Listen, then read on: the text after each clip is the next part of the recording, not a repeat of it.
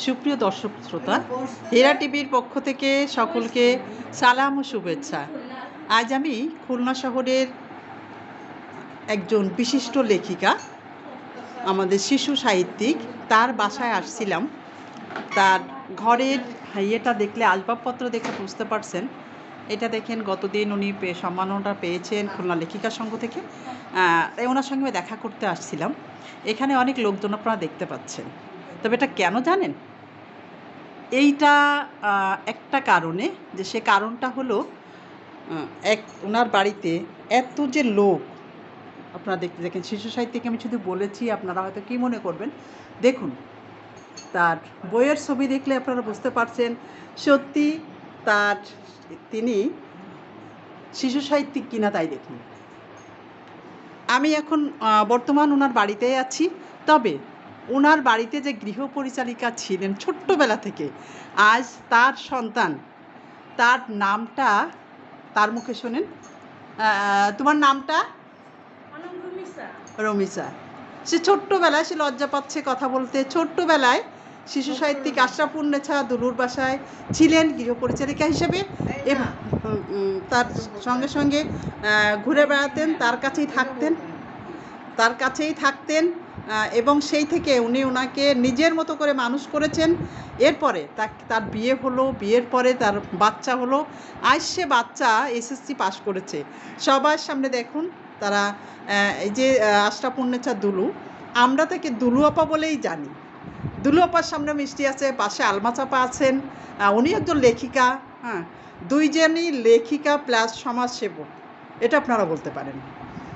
তো এখানে মিষ্টি খাওয়ার পর্ব চলছে, সকলে মিষ্টি খেয়েছেন এবং সেই বাচ্চাটির জন্য সকলে, এই যে সেই ছেলের নানি এবং ভাইয়েরা, ছোট ছোট ভাইয়েরা বসে আছে, তার মামি আছে, মামাতো বোন আছে, আরও একটা খালা আছে, তারপর তার মামা আছে, আরও একজন মামা আছেন। যাই হোক, তাদের অনুভূতি আপনারা বুঝতে পারছেন যে মিষ্টি এখানে, এবং আপার মুখ দেখে আপনারা বুঝতে পারছেন উনি কতটা খুশি। আপা, আপনার কি মনে হচ্ছে? কি মনে হচ্ছে? এটা হচ্ছে অনুভূতিটা প্রকাশ করুন। আমারও জি জি, খুব খুশি লাগছে।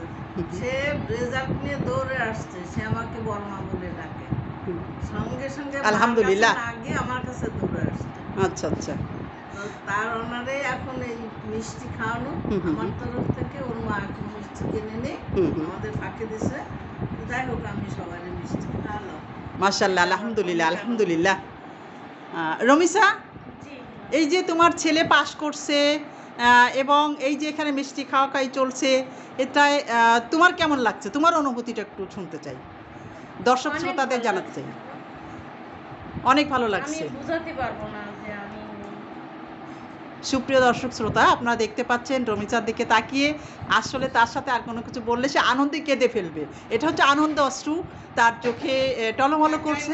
হ্যাঁ, এক সবথেকে কষ্টের ব্যাপার একটা জিনিস, যে সে একাই তার সন্তানদেরকে, একটা না আরও একটা বাচ্চা আছে, সন্তানদেরকে নিজেই অনেক কষ্ট করে সেই বাচ্চাদেরকে মানুষ করছেন। নিজের বুকে মাটি ঠেকিয়ে তবুও বাচ্চার লেখাপড়া বন্ধ করেন নাই।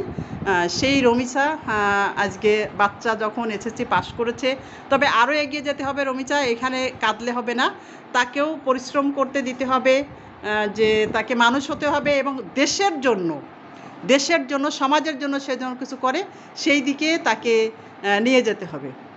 সুপ্রিয় দর্শক শ্রোতা, সন্ধ্যাবেলায় সকলকে আমি নিয়ে আসছি।